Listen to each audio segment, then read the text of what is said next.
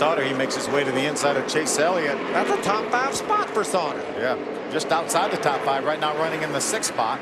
And he said this is a fine gentleman. He's done everything the team has asked him for today, and that's work his way into the top 10 and be patient.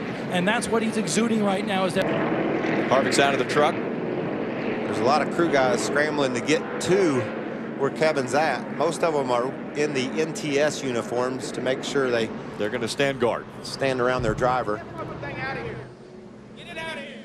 I'm not really sure, to be honest. Just sort of stayed out of trouble. It was mayhem there the last couple of laps, trying to stay out of the eye of the storm. And, you know, we did it. I kind of think Turner Scott Motorsports gave me an awesome truck today. And after that last pit stop, we were really strolling there. And I think we had easily top 2 finish there. Dr. Jerry Punch?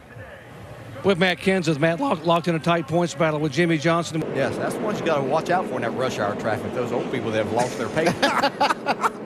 Older, I should say. Jeff's nowhere close. This team did a short track test. They felt like they'd really found something coming into this that all 3 of the JGR teams are using. And after he got his track position back a little bit, he's on sync with everybody else. A 4-tire stop. The car right now a little snug in the center, but nothing terrible. Mike? You know, when it comes to Martinsville, Dave, there's no organization that has been more successful than Hendrick Motorsports. 20 victories for that organization. Dale Earnhardt Jr. would like to add his name to the list. Still looking for a victory here for Hendrick. He's been a little bit tight in the center, but otherwise running a little bit well. Did say one thing that was a little bit curious, said the car was a little bit squishy. Vince? On that last round of pit stops, or shall we say not a stop for Jeff Burton. So right now he is shown as your leader. I've heard some gums are flapping. I want to see some fenders start slapping. I'm ready. Come on. For some payback. A little bobbing and weaving, a little duking and dodging on that restart. There's a lot of metal clanging there. Hermie, Justin Lofton in the 6, as we documented, is racing with a broken wrist. He qualified second on that initial start, got shoved back to the 6th position. Wow, Justin Lofton with a stellar stop. Look at Ron Hornaday making a move on the track. He's going to go around Bubba Wallace to the inside. Brendan Gaughan in that 62. I'm sorry, I said.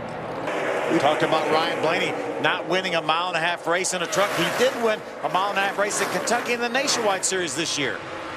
Look how much Bubba Wallace likes that topside. We're on board with Jeff Burton. Phil, like you said, I think Ryan Blaney will recognize and will understand where Ty Dillon is making his ground, and he'll move up the track. But it's filling in for Brian, which is great. And then our sponsors, when you look at it, you got One Mains out there, you got Dollar General, you got Monster, and then you got GameStop. We got Battlefield 4 coming on board. It is a great bunch of guys that we kind of. From inside the Quicken Loans ESPN pit studio about Jeff Gordon, about how he reinserted himself into the championship conversation with that win 1 week ago in Martinsville. Obviously, you heard him just say it, this is going to hurt. Yeah. You got one at Kansas as well. You see a little trash on Jimmy's grill, though. The passenger picked up on the race leader's nose. Brad must be eating hot dogs in the pit studio. Wrap her out.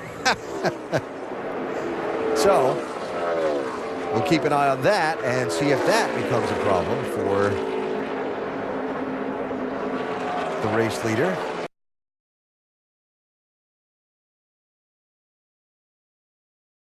Hey, also want to point out, they've done a lot this weekend recognizing the military members that are here at the racetrack. And on top of the 29 box today is Marine Joey Long. There's a shot of him there on the right-hand side of your screen. He was injured in Iraq 2005. And the way that Jimmy Johnson and Matt Kenseth have been running, finishing 6th to 12th, this isn't going to get it done. No, it's not. But one thing he has done here is he keep his name in the hunt going to Homestead next year. The other thing is, when you look at, go back to the other side of that, Austin Dillon, Sam Hornish, how many can Sam, of those that may come in late and get tires, could get in between the 3 and the 12 there? Yes, there's no gap between those two drivers, Hornish and Dillon, in that graphic top of the screen. They are tied for the moment for the championship with 28 laps left in the season. Every half dozen years. Hadn't happened since, right? Well, what we're seeing out of Jimmy Johnson, 6 titles now in 8 years, safe to say, I don't think we're going to see it again. Pretty incredible stuff. Let's hear from the man himself.